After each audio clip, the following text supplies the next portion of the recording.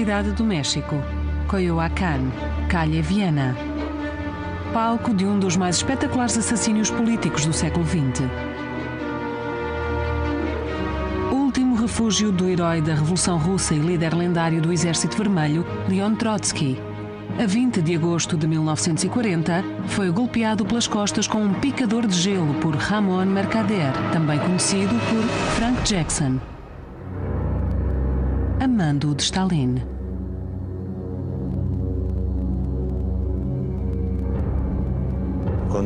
Quando o meu avô se levantou, estava coberto de sangue, tinha os óculos partidos. Sentou-se à entrada da porta e quando a mulher Natália correu a acudir-lhe, ele apontou e disse apenas Jackson, como se quisesse dizer, foi dali que veio o ataque que esperávamos.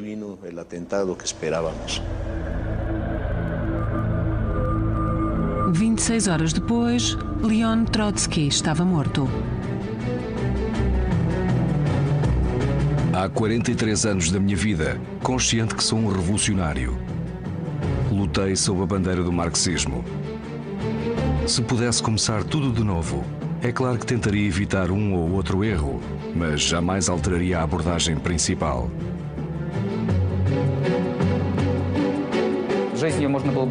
Podemos dizer que na sua vida houve muitos cortes, muitos clímaxes, uma queda abrupta. Se Shakespeare tivesse vivido no século XX, Trotsky teria sido, sem dúvida, um dos heróis dos seus famosos dramas. Trotsky, o revolucionário.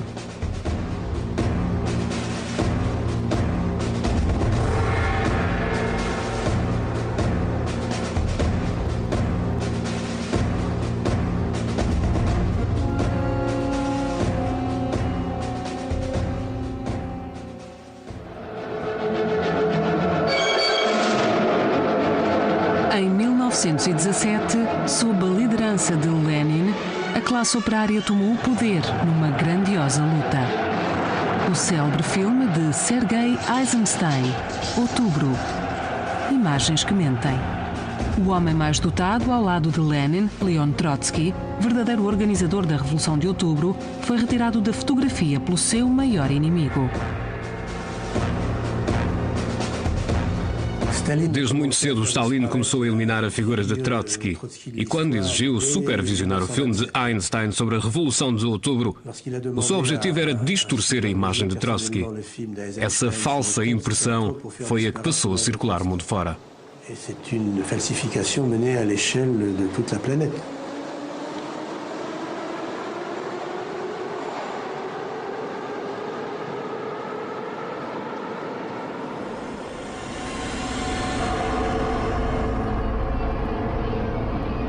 Toda a máquina de Stalin fez os possíveis para negar, ofuscar e falsificar o meu papel na Revolução de Outubro. Sejamos claros, se eu e Lenin não tivéssemos estado em São Petersburgo, a Revolução não teria existido.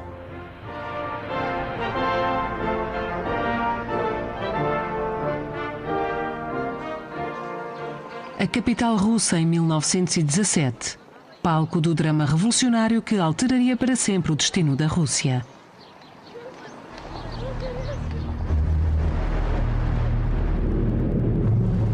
Fevereiro assistiria à queda do odiado regime czarista.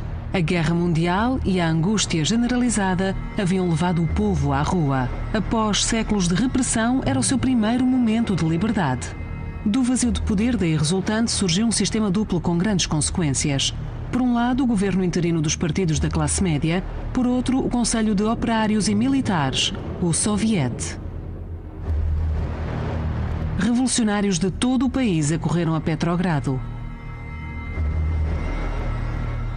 Um deles foi Leon Trotsky, de 38 anos, um solitário, uma figura de proa.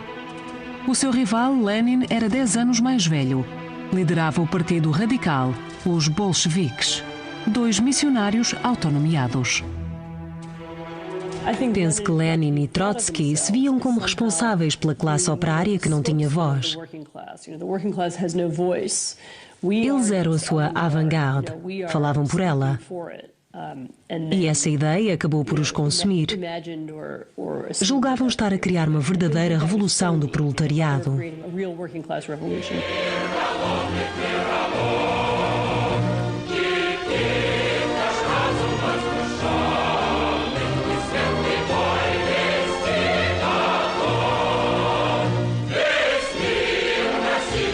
Ao destruir a velha ordem, a esperança era criar um mundo melhor sem a exploração e privação, o eterno paraíso da classe operária.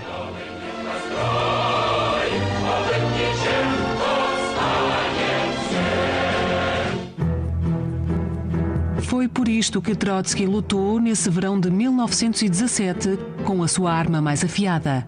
A língua instigava as massas 20 horas por dia em toda a parte. Fábricas, palcos, casernas.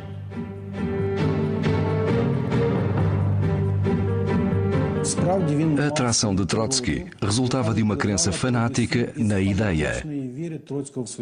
Orador que não acredite no poder das suas palavras não irá convencer ninguém. Era daí que vinha o seu carisma e o magnetismo que exercia sobre o povo. Desde a sua chegada que Trotsky fora membro do Soviet. Estava no centro de todas as tendências políticas. Como se faz uma revolução?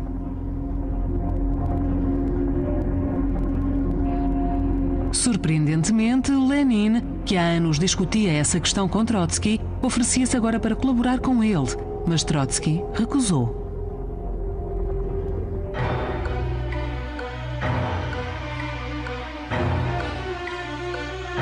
Pouco depois, o governo interino declarou Lenin um fora da lei. Viu-se obrigado a fugir para o estrangeiro. Uma semana depois, Trotsky tornou-se um bolchevique. Como extraordinário organizador que era, depressa assumiu um papel de destaque no partido. Em outubro, tornou-se presidente do Soviet de Petrogrado e fundou uma força paramilitar, os Guardas Vermelhos. Quando Lenin regressou ao país em segredo, Trotsky era a figura proeminente da revolucionária Petrogrado.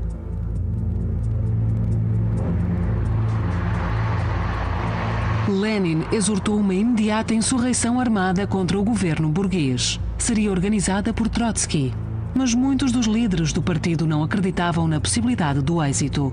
Um desses indecisos era Stalin, mais tarde o maior inimigo de Trotsky, mas na altura um homem sem qualquer importância política. A reunião decisiva no filme Outubro de Eisenstein. Aqui é Trotsky o grande indeciso.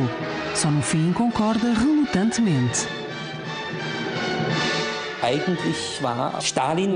Na realidade foi Stalin quem hesitou e foi precisamente por Stalin ter ficado famoso por hesitar naquele momento decisivo que mais tarde se viu obrigado a minimizar o papel de Trotsky e a forjar a história, retratando-se como segundo arquiteto da revolução ao lado de Lenin.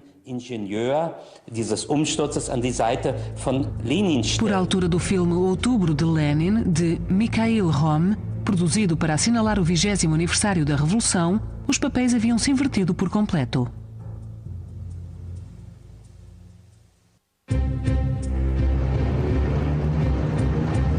Na realidade, tratou-se de uma brilhante jogada de Trotsky que assegurou o poder dos bolcheviques.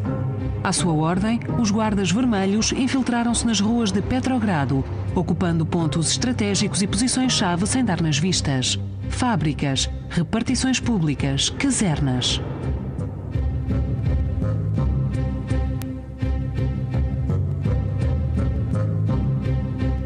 As milícias armadas posicionaram-se também diante do Smolny, o quartel-general de Trotsky e gabinete do Soviet.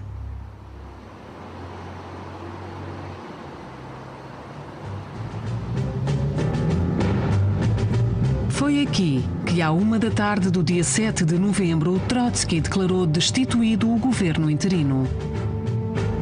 Quando se espalhou pelo Soviet a notícia do golpe bolchevique, não houve oposição. Trotsky disse aos críticos que fossem para o seu lugar, no monte de cinzas da história.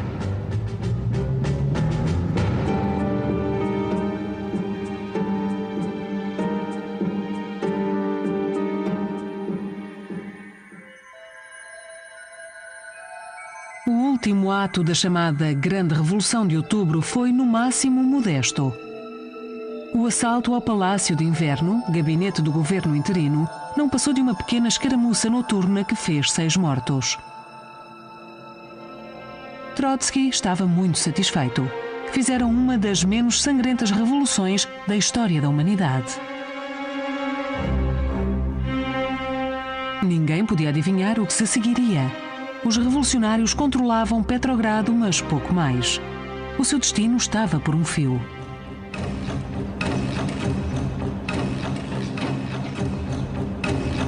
Pouco depois da Revolução, Lenin convidou-me para ministro do Interior. Recusei. Ele insistiu e eu respondi: valerá mesmo a pena oferecer aos nossos inimigos uma arma como o meu judaísmo?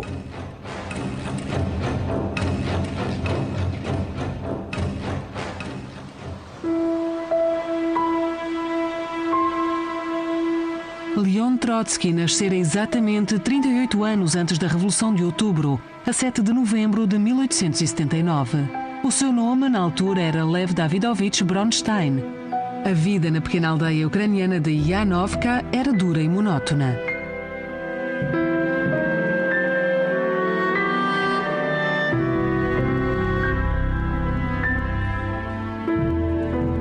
Os pais eram agricultores judeus que, surpreendentemente, haviam conseguido uma riqueza modesta. Durante séculos, os judeus haviam sido reprimidos e marginalizados pelo regime czarista. Trotsky não se via como judeu.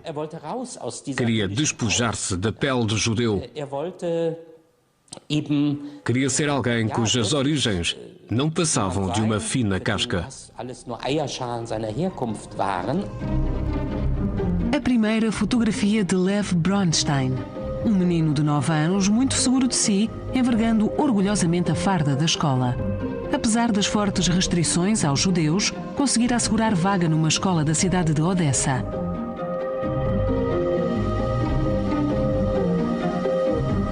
Rapaz extremamente inteligente, tinha grandes hipóteses de vir a ser bem-sucedido, mas não se contentava em seguir a ordem estabelecida. Era impetuoso, um rebelde.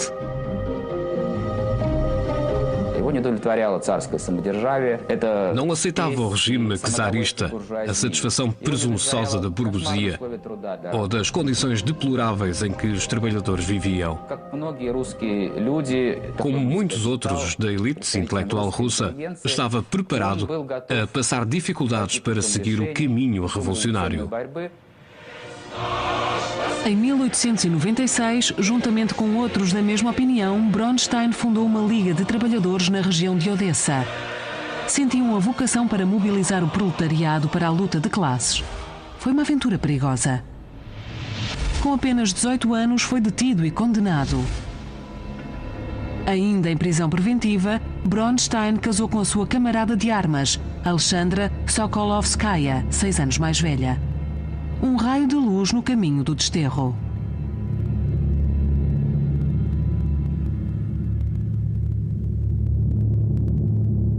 Era uma vida negra e estupidificante longe do mundo. A floresta de coníferas siberiana não permitia atividade política. Vivia entre a floresta e o rio. As baratas passeavam-se pela minha mesa, cama e rosto. Passava o tempo a ler. Estudei Marx afastando as baratas das páginas.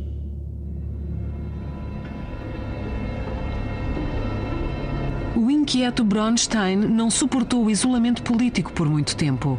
Fugiu, deixando para trás a mulher e 2 filhas nascidas no exílio.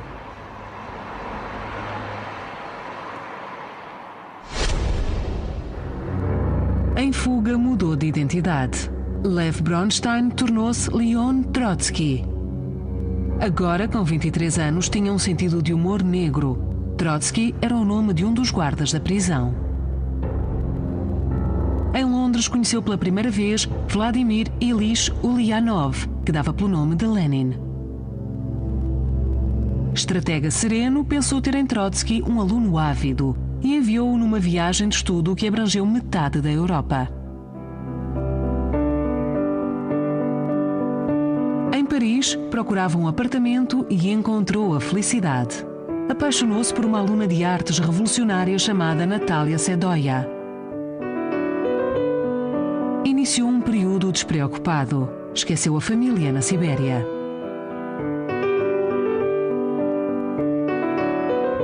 Mas a revolução permanecia no centro da vida de Trotsky. Com a ambição de tornar o mundo um sítio melhor, depressa desenvolveu as suas próprias teorias e zangou-se com o seu mecenas.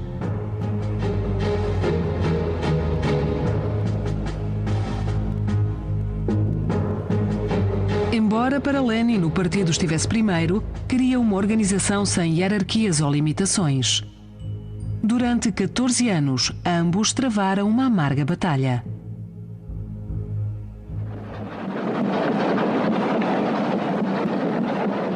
Em São Petersburgo, em 1905, Trotsky pôs pela primeira vez à prova a sua visão da revolução.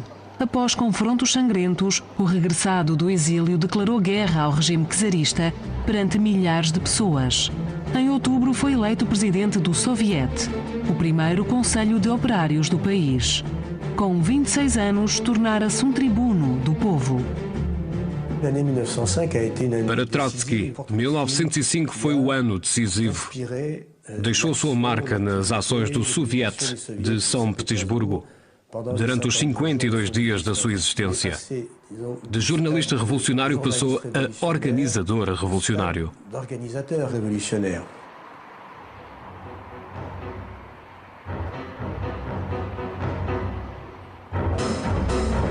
Afastem os operários das máquinas.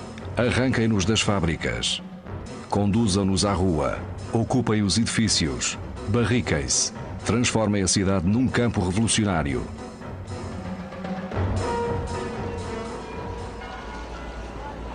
O ensaio geral fracassou. O Soviet foi aniquilado. Trotsky voltou a ser preso. Enquanto aguardava julgamento, novos planos ilimitados tomavam forma na sua exígua cela. Agora pedia uma revolução mundial e permanente.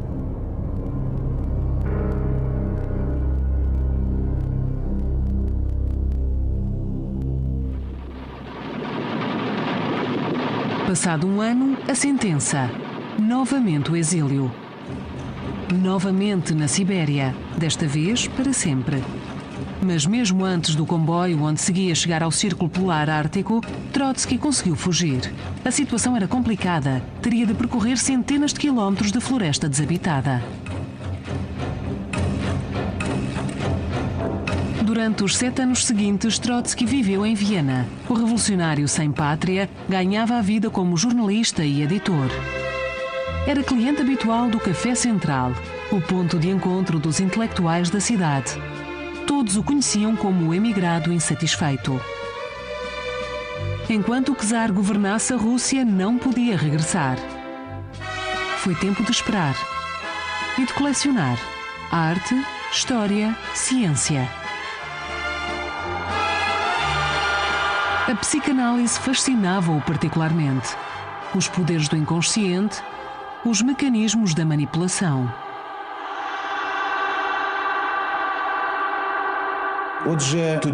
Durante essa fase, Trotsky passou a ter um estilo de vida ocidental e reteve essa imagem. Muitos anos mais tarde, isso levou a profundos conflitos nos círculos bolcheviques.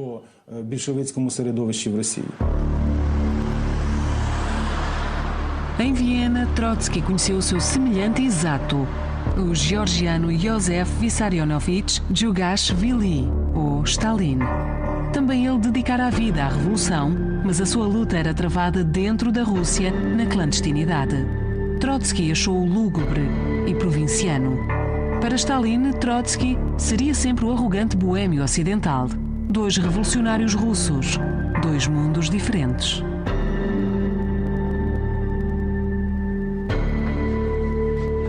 No dia 1 de agosto de 1914, Trotsky teve de deixar Viena. A Europa mobilizava-se para a Grande Guerra. Trotsky era inimigo quer dos aliados da Rússia, quer dos seus adversários. era caçado de cidade em cidade. Zurique, Paris, Madrid, Nova Iorque. O coração do capitalismo, o último refúgio do revolucionário russo. Foi aqui, em fevereiro de 1917, que ouviu a notícia porque esperava há anos. O czar fora deposto. As massas haviam novamente saído às ruas de Petrogrado. Fui tomado de assalto pela imprensa nova-iorquina. Milhares de perguntas de todos os lados que culminavam com "E agora?" Respondi: "Vamos a caminho." Todos pensaram que estava a brincar.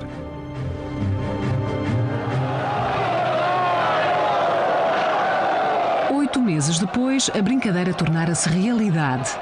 Mas os novos líderes enfrentavam já problemas insuportáveis. O país fora arrasado pela fome e pela guerra. Os bolcheviques pouco apoio tinham no vasto império. Haviam prometido a paz. Agora tinham de cumprir a promessa, a qualquer preço. Lenin enviou Trotsky, na qualidade de ministro dos Negócios Estrangeiros, para as negociações em Brest-Litovsk. Aceitar as péssimas condições propostas pela Alemanha era inadmissível para Trotsky. O relutante ministro pôs de parte todas as delicadezas diplomáticas e sozinho deu a guerra por terminada. 2 dias depois do seu espantoso acesso, o golpe falhou. As tropas alemãs voltavam a marchar. Trotsky demitiu-se. Por fim, o governo soviético acabou por assinar o acordo de paz em condições humilhantes. Enquanto isso, o velho alto comando czarista chamava a oposição para a República Vermelha. Reuniram-se com o apoio do mundo inteiro. Uma Rússia comunista era uma ideia terrível. Os bolcheviques não tiveram outra alternativa senão combater. Daí em diante foi essa a mentalidade, a ideia de que era um pequeno povo e que o resto do mundo se reunia contra eles. A Inglaterra, a América e os inimigos russos estavam todos prontos para lutar contra eles. Em fevereiro de 1918, o governo de Lenin fugiu para Moscovo, a nova capital. As forças de apoio diminuíam de dia para dia. Já não havia fronteiras, apenas frentes. De costas para a parede, os bolcheviques mobilizaram-se.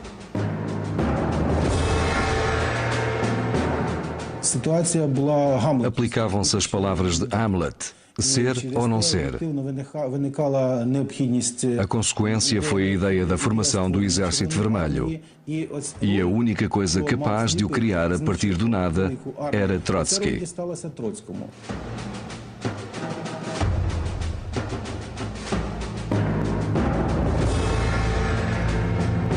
Lenin traçava um panorama negro. Só temos gentalha. A sua fé na nossa capacidade de criar um exército não era muita. E eu disse-lhe: formamos os soldados com disciplina e competência de ferro. E ele retorquiu: muito bem, mas não temos muito tempo. Trotsky fez uma jogada ousada. Resolveu usar o velho para fazer o novo. Contratou milhares de oficiais czaristas desempregados. Para muitos ativistas bolcheviques era inevitável de repente terem de cumprir ordens dadas por oficiais czaristas. Dentro do partido bolchevique, cresceu a oposição a esta medida. Stalin foi um dos líderes da contestação. A inveja de Stalin em relação a Trotsky como comandante supremo das tropas gerou ainda mais conflitos. Avolumaram-se as críticas a Trotsky. As vitórias não aconteciam. Os guardas brancos avançavam sobre Moscovo, inspirados pela esperança de restituir o czar.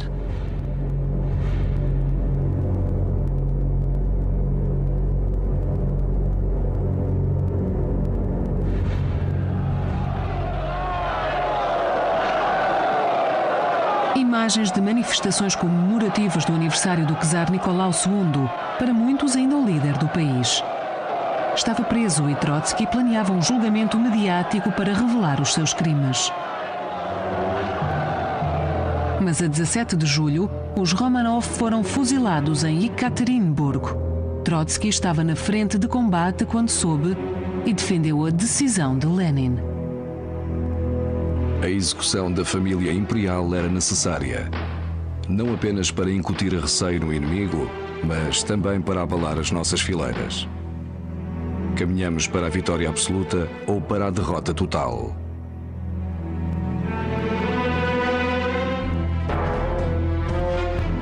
Em finais do verão de 1918, os bolcheviques pareciam ter perdido a guerra civil. Trotsky corria de frente para frente no seu comboio blindado. Essa fortaleza rolante tornou-se uma lenda. Sempre que Trotsky aparecia nele, a situação parecia mudar. O comandante do Exército Vermelho estava em todo o lado, a motivar, a estimular e a levar os soldados ao limite, se necessário, à força. Mandou ainda matar prisioneiros. O seu nome ficou sinónimo de uma disciplina cruel dos seus homens e de execuções de oficiais acusados de cobardia ou traição.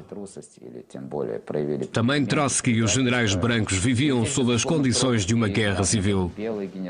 Os únicos vitoriosos na guerra são os cruéis de os persistentes.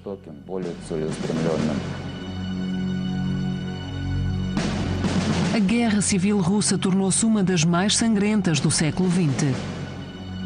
Nenhuma das partes tinha piedade. Havia apenas ódio. Morreram mais de 9 milhões de pessoas. Os guardas brancos fuzilavam os prisioneiros vermelhos.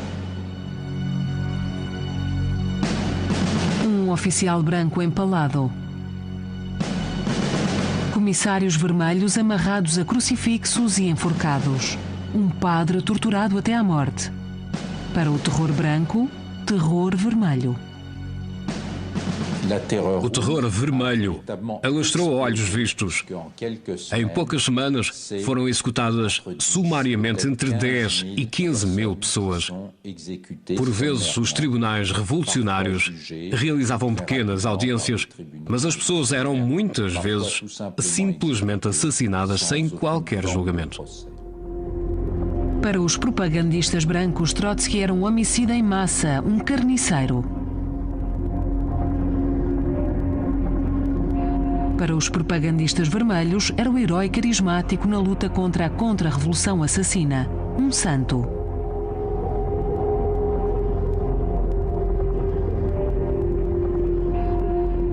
Trotsky sabia que a guerra não seria vencida apenas pela força das armas. A guerra trava-se também na mente do povo. E era precisamente isso que ele mais valorizava, a guerra psicológica. O comandante supremo aproveitava criteriosamente todas as oportunidades de publicidade. Centenas de metros de película, que mais tarde desapareciam.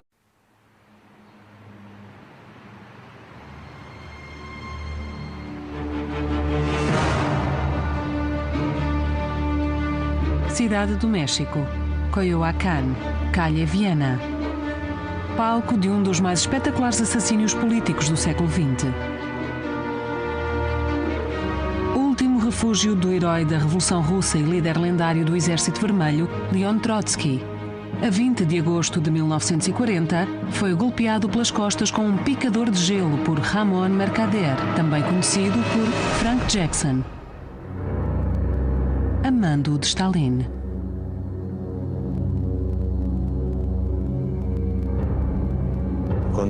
Quando o meu avô se levantou, estava coberto de sangue, tinha os óculos partidos. Sentou-se à entrada da porta e quando a mulher Natália correu a acudir-lhe, ele apontou e disse apenas Jackson, como se quisesse dizer, foi dali que veio o ataque que esperávamos.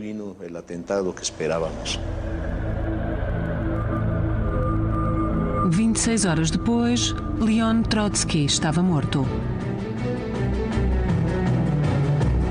Há 43 anos da minha vida, consciente que sou um revolucionário. Lutei sob a bandeira do marxismo. Se pudesse começar tudo de novo, é claro que tentaria evitar um ou outro erro, mas jamais alteraria a abordagem principal.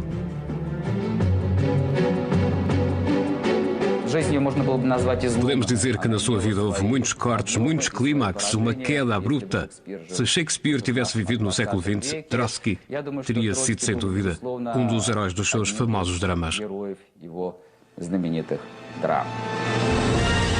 Trotsky, o revolucionário.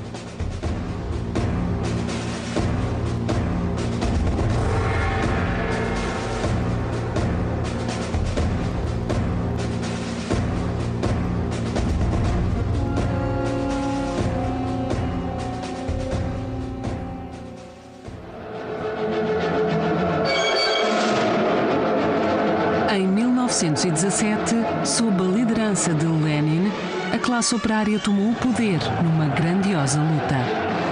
O célebre filme de Sergei Eisenstein, Outubro. Imagens que mentem. O homem mais dotado ao lado de Lenin, Leon Trotsky, verdadeiro organizador da Revolução de Outubro, foi retirado da fotografia pelo seu maior inimigo. Desde muito cedo, Stalin começou a eliminar a figura de Trotsky.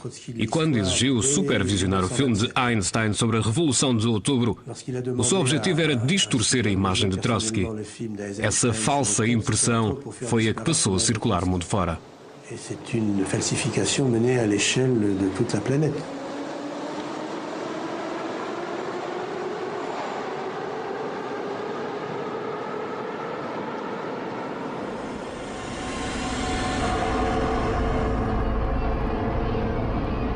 Toda a máquina de Stalin fez os possíveis para negar, ofuscar e falsificar o meu papel na Revolução de Outubro. Sejamos claros, se eu e Lenin não tivéssemos estado em São Petersburgo, a Revolução não teria existido.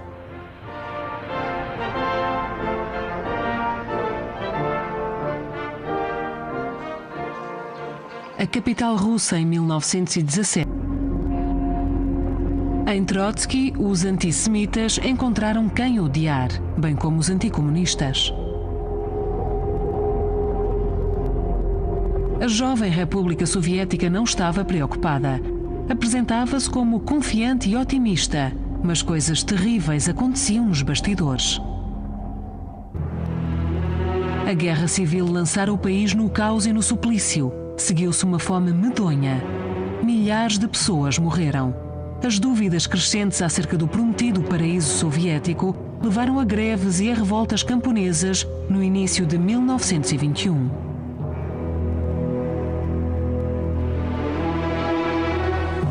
Entre os descontentes contavam-se os antigos heróis de Trotsky da Revolução de Outubro, os marinheiros de Kronstadt, que chamou para atacarem o Palácio de Inverno. Amotinaram-se exigindo pão e novas políticas.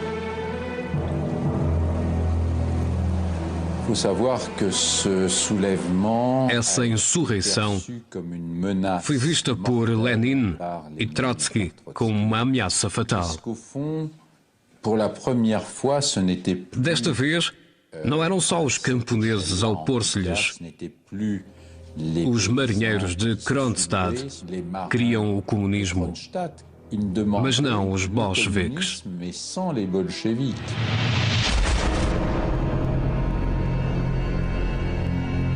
O rigor e a força extremos estão entre as mais importantes leis da Revolução. O poder não pode ser partilhado com ninguém. Se pararmos a meio do caminho, não é uma revolução, mas um nado morto.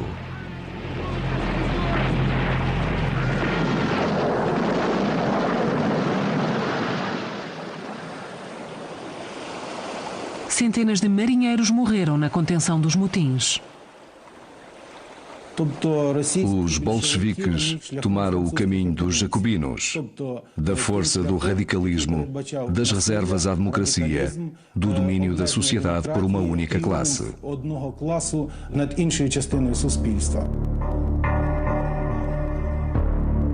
Após Kronstadt, mais elementos foram detidos, condenados e banidos.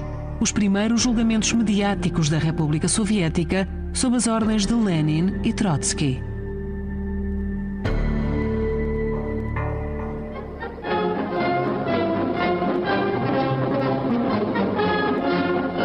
De novembro de 1922, 5º aniversário da Revolução de Outubro. Trotsky dirigiu as comemorações na Praça Vermelha, no lugar de Lenin, que há meses se encontrava gravemente doente. Era também o seu sucessor secreto, agora no auge do seu poder. O seu grande rival, Stalin, continuava de fora.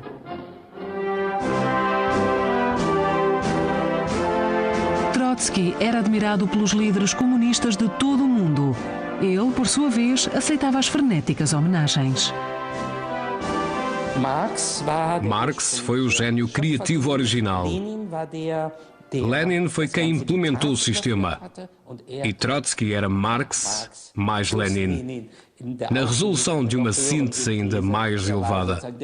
Era, por assim dizer, o hipergênio. E a humanidade deveria aspirar ao cume que ele já representava.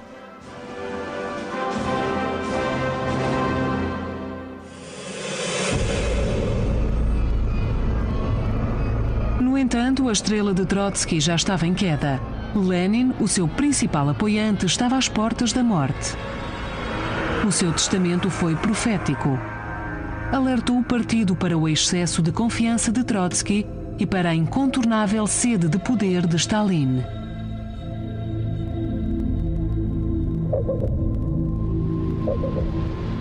Para lá dos muros do Kremlin, a batalha para suceder a Lenin há muito começara.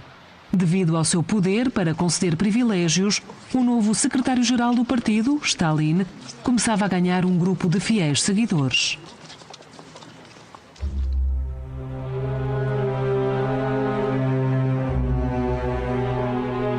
As sessões de bebida de Stalin não me atraíam. Eles nem tentavam convencer-me a ir. Dizem que só pensa na revolução permanente. E pode dizer-se que foi aí que comecei a perder o poder.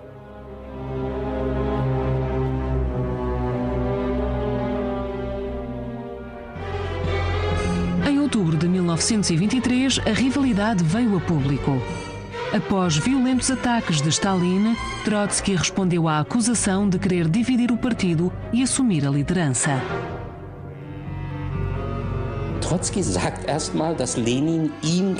Primeiro, Trotsky disse que Lenin o convidara para ser seu sucessor, ou seja, designou-se a ele próprio como sucessor legítimo.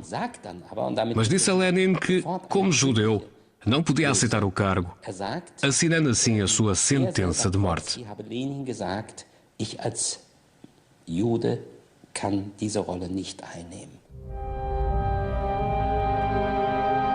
Dias depois da revelação, Trotsky perdeu os sentidos. A guerra civil, as intrigas e uma febre alta tinham-lhe esgotado as forças e foi para umas termas no Cáucaso.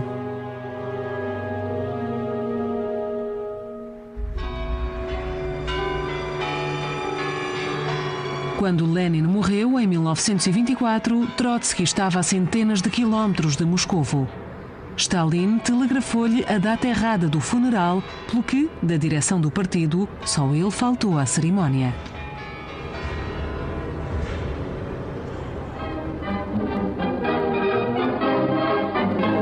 O dolo de Stalin não foi divulgado e, de início, a consideração do povo por Trotsky subiu mais do que nunca. Ele tinha comandado o Exército Vermelho e era um verdadeiro herói da Guerra Civil, enquanto que Stalin não era. Era um nome que de repente o mundo inteiro conhecia, portanto, para Stalin, por ele não aceitar a sua liderança, era a ameaça principal. Stalin continuou com as suas intrigas. Apresentava-se como um homem moderado que proclamava a doutrina do socialismo num só país, a União Soviética. Era o que a maioria do partido queria ouvir. Já Trotsky, pelo contrário, o defensor inflexível da Revolução Mundial, começou a perder apoiantes. Descreveu Stalin como o couveiro da Revolução. Stalin não esqueceria nem perdoaria, nem a ele nem à família. Aos poucos foi enfraquecendo o poder de Trotsky, que em 1925 perdeu seu cargo como comandante do Exército Vermelho. Em 1926 foi o assento no Politburo. Em 1927, o seu lugar no Comitê Central. As últimas imagens de Trotsky em Moscovo, no funeral do chefe da polícia secreta Felix Dzerzhinsky. É o homem que segue atrás de Stalin. Uma frase famosa de Trotsky foi: Stalin é a mediocridade mais ilustre do partido. Podemos ver como se enganou. Subestimou completamente a extraordinária capacidade política de Stalin.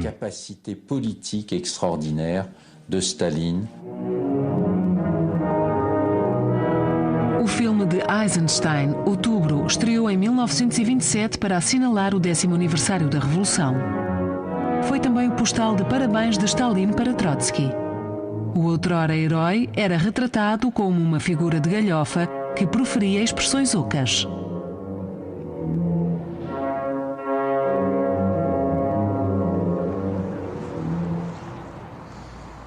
Poucos dias depois, Trotsky foi expulso do partido de Lenin, preso e novamente desterrado.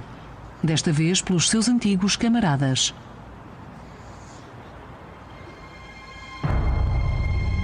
Um ano depois, era expulso da União Soviética. Apesar de vários pedidos, país algum queria acolhê-lo. Era a personificação da Revolução.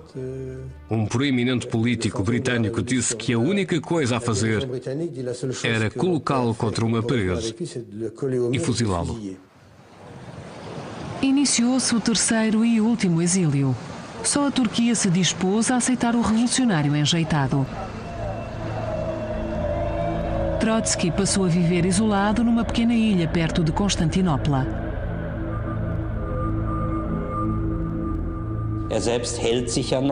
Ele próprio se considerava um rival de Stalin e pode ter visto esse isolamento na ilha em termos napoleónicos. Napoleão em Santa Helena tinha essas ideias, mas talvez pensasse regressar à frente de soldados leais.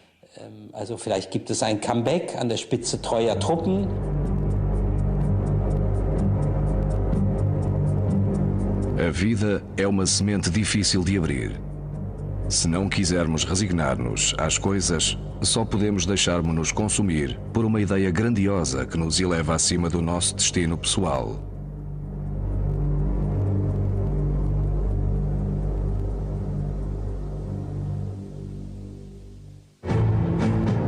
Nesse isolamento político, Trotsky usou a sua arma mais poderosa, a palavra.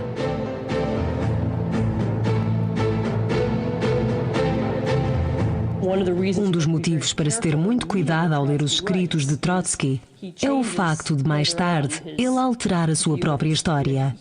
Quando escreve as suas memórias da Revolução e da sua vida, omite e altera coisas, pintando-se como o bom da fita e Stalin como o burocrata enfadonho. Os livros de Trotsky tornaram-se best-sellers internacionais. 1932. O revolucionário aposentado faz uma digressão de conferências. Uma paragem em Pompeia. Na realidade, ia a caminho de uma conferência em Copenhaga.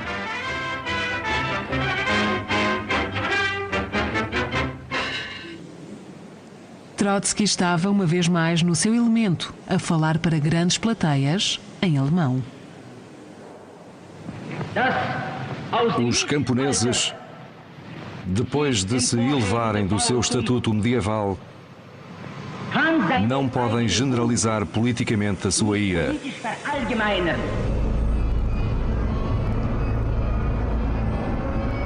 Janeiro de 1933, mês fatídico, recebe péssimas notícias de Berlim.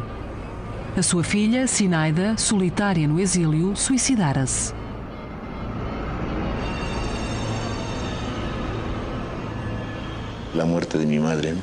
O suicídio da minha mãe foi um duro golpe. O meu avô culpava Stalin. Afinal, fora ele que lhe tirara a cidadania e a impedia de se reunir à família. O meu avô isolou-se com a Natália durante vários dias e nem comia. Quando voltou, envelhecera vários anos, o cabelo estava grisalho.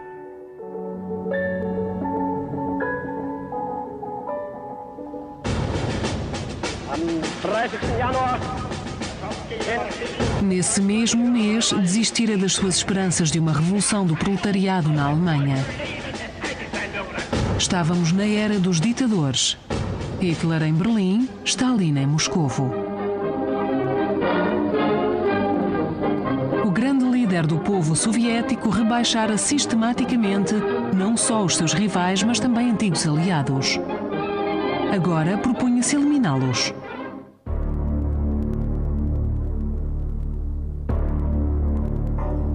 Em 1936, têm início os famosos julgamentos mediáticos.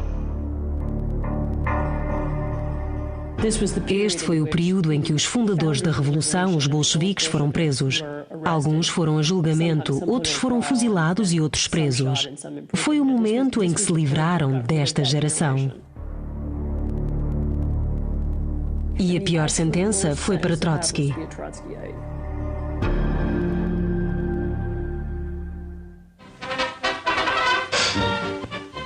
O aliado de Lenin e comandante do Exército Vermelho encontrou refúgio no México.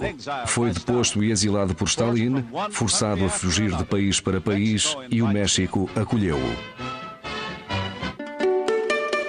Trotsky e a sua segunda mulher, Natália, depois da sua odisseia por metade da Europa. Aqui eram convidados do famoso pintor Diego Rivera, fervoroso admirador do revolucionário profissional russo. Finalmente, a paz, depois de anos de turbulência. Momentos privados. Apaixonou-se pela esposa do anfitrião, a pintora Frida Kahlo. Foi uma relação breve.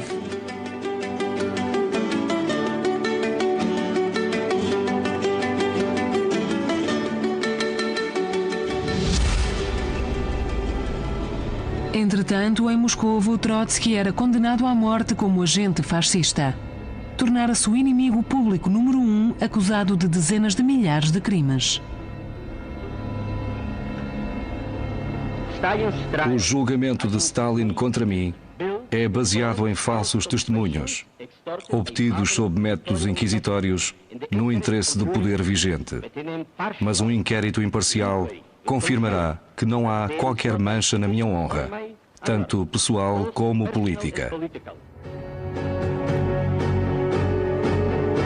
O apelo de Trotsky caiu em saco roto.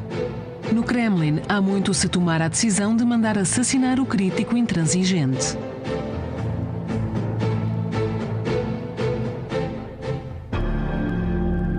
Em 1939, Trotsky mudou-se para a sua nova casa, o número 19 da Calha, Viena, que fora transformada numa fortaleza. O perigo estava cada vez mais próximo. Para esse bando maldito de trotskistas, o veredito é só um: matem-nos. Os cães fascistas merecem uma morte de cão.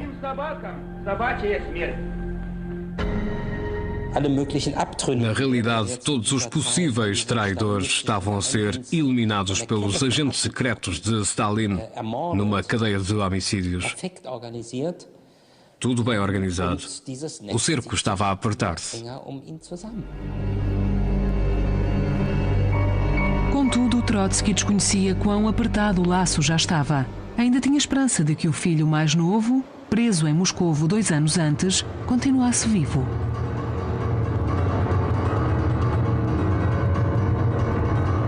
Sempre que penso no Seriosha, sofro muito. Ele confiou em nós. E o resultado foi o seu sacrifício. Talvez a minha morte o salvasse.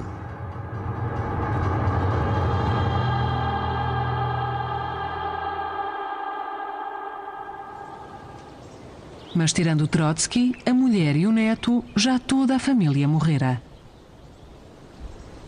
Em fevereiro de 1940, Trotsky escreveu o seu testamento político.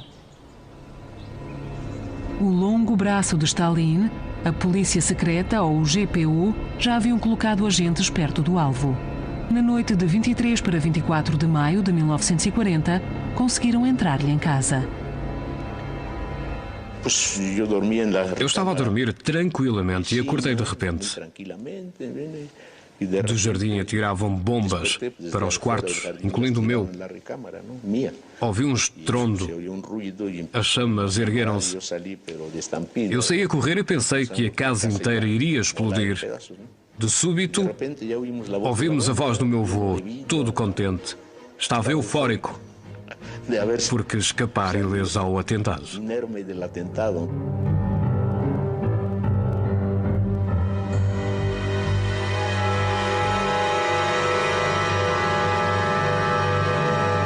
3 meses depois, Trotsky morria em consequência de um segundo atentado.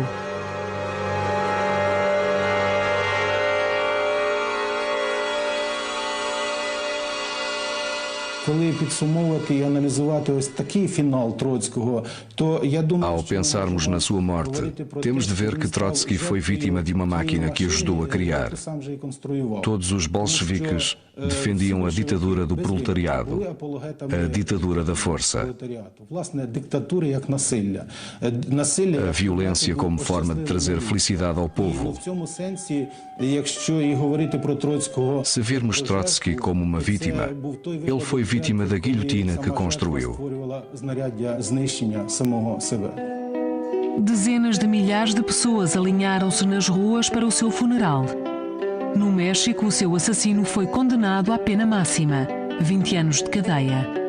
Na União Soviética, fizeram-no membro da Ordem de Lenin. A revolução é a máscara da morte.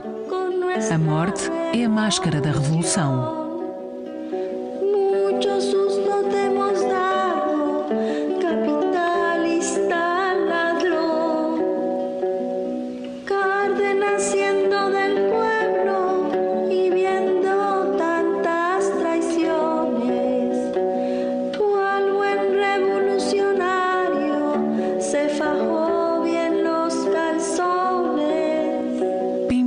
Produção audiovisual.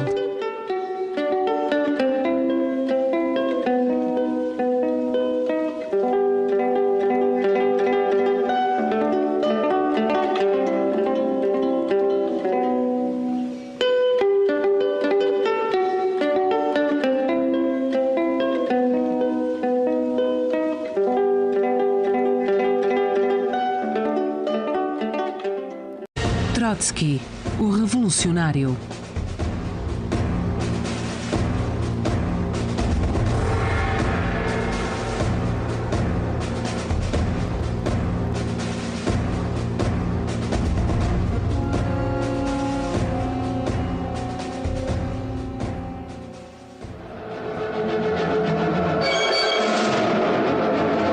Em 1917, sob a liderança de Lenin, a classe operária tomou o poder numa grandiosa luta. O célebre filme de Sergei Eisenstein, Outubro. Imagens que mentem. O homem mais dotado ao lado de Lenin, Leon Trotsky, verdadeiro organizador da Revolução de Outubro, foi retirado da fotografia pelo seu maior inimigo. Desde muito cedo, Stalin começou a eliminar a figura de Trotsky.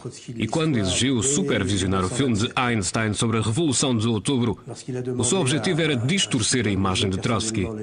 Essa falsa impressão foi a que passou a circular mundo fora. C'est une falsification menée à l'échelle de toute la planète.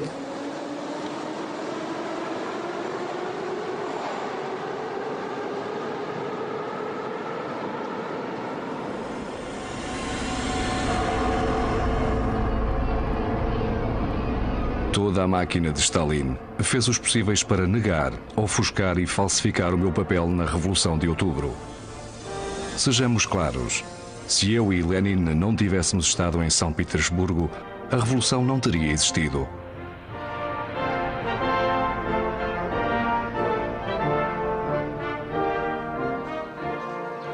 A capital russa em 1917. Palco do drama revolucionário que alteraria para sempre o destino da Rússia.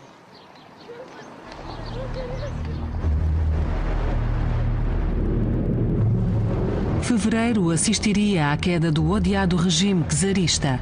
A guerra mundial e a angústia generalizada haviam levado o povo à rua. Após séculos de repressão, era o seu primeiro momento de liberdade. Do vazio de poder daí resultante surgiu um sistema duplo com grandes consequências. Por um lado, o governo interino dos partidos da classe média, por outro, o Conselho de Operários e Militares, o Soviet. Revolucionários de todo o país acorreram a Petrogrado. Um deles foi Leon Trotsky, de 38 anos, um solitário, uma figura de proa.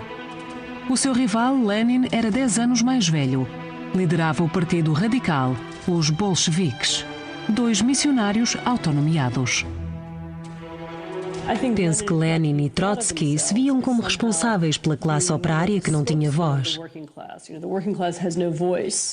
Eles eram a sua avant-garde, falavam por ela. E essa ideia acabou por os consumir. Julgavam estar a criar uma verdadeira revolução do proletariado.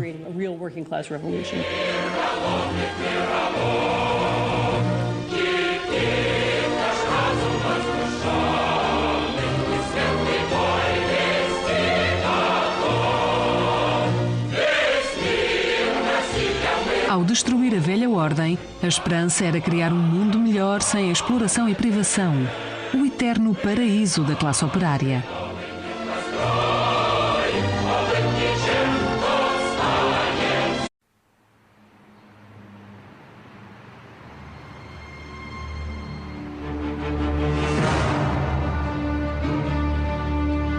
Cidade do México, Coyoacán, Calha Viana. Palco de um dos mais espetaculares assassínios políticos do século XX. O último refúgio do herói da Revolução Russa e líder lendário do Exército Vermelho, Leon Trotsky. A 20 de agosto de 1940, foi golpeado pelas costas com um picador de gelo por Ramón Mercader, também conhecido por Frank Jackson. A mando de Stalin.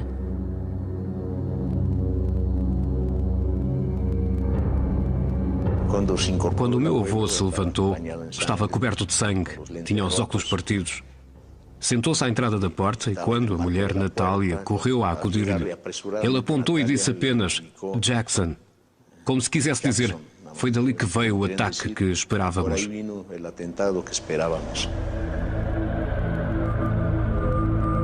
26 horas depois, Leon Trotsky estava morto. Há 43 anos da minha vida, consciente que sou um revolucionário. Lutei sob a bandeira do marxismo. Se pudesse começar tudo de novo, é claro que tentaria evitar um ou outro erro, mas jamais alteraria a abordagem principal.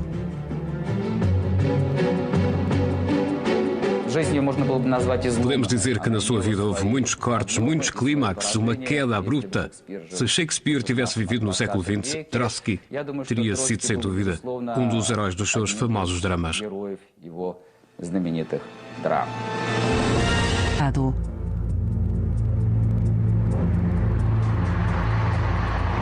Lenin exortou uma imediata insurreição armada contra o governo burguês. Seria organizada por Trotsky. Mas muitos dos líderes do partido não acreditavam na possibilidade do êxito. Um desses indecisos era Stalin. Mais tarde, o maior inimigo de Trotsky, mas na altura um homem sem qualquer importância política. A reunião decisiva no filme Outubro de Eisenstein. Aqui é Trotsky o grande indeciso. Só no fim concorda relutantemente. Na realidade, foi Stalin quem hesitou e foi precisamente por Stalin ter ficado famoso por hesitar naquele momento decisivo que mais tarde se viu obrigado a minimizar o papel de Trotsky e a forjar a história, retratando-se como segundo arquiteto da Revolução ao lado de Lenin. Por altura do filme Outubro de Lenin, de Mikhail Rohm, produzido para assinalar o 20º aniversário da Revolução, os papéis haviam-se invertido por completo.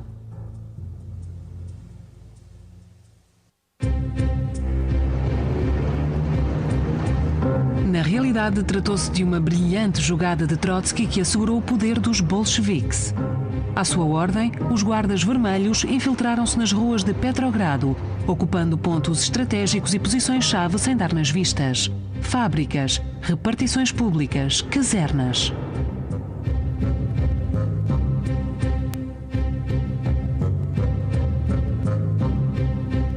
As milícias armadas posicionaram-se também diante do Smolny, o quartel-general de Trotsky e gabinete de... Foi por isto que Trotsky lutou nesse verão de 1917 com a sua arma mais afiada. A língua instigava as massas 20 horas por dia em toda a parte. Fábricas, palcos, casernas.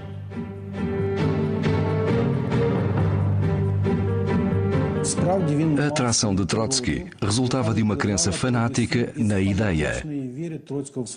Orador que não acredite no poder das suas palavras não irá convencer ninguém. Era daí que vinha o seu carisma e o magnetismo que exercia sobre o povo.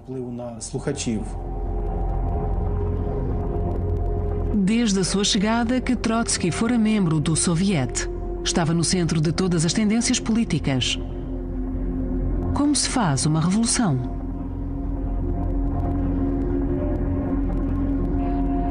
Surpreendentemente, Lenin, que há anos discutia essa questão com Trotsky, oferecia-se agora para colaborar com ele, mas Trotsky recusou.